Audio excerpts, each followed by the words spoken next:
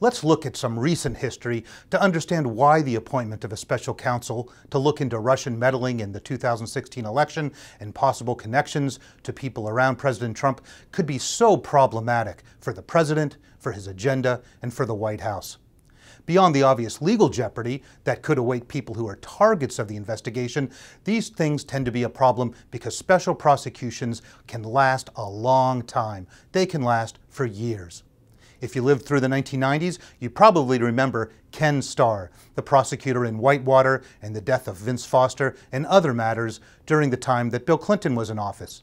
Ken Starr started in 1994, and he filed his report 4 years later, in 1998.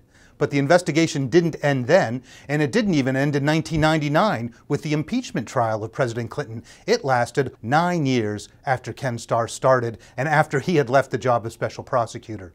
For another example of how these things can take on a very long life, look at Henry Cisneros.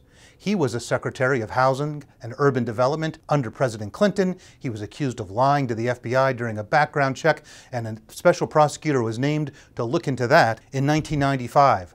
That investigation lasted for 10 years. President Trump and Congress have a lot of must-do tasks on their plate.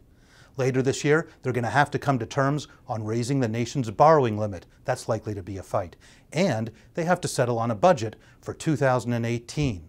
Then they have the things that they want to do, like overhaul the tax code and overhaul Obamacare, with Robert Mueller, the special counsel, conducting his investigation in parallel. That's going to be a distraction for the White House staff, for the media, and for members of Congress, limiting the bandwidth they have for the things that they want to do on Mr. Trump's agenda.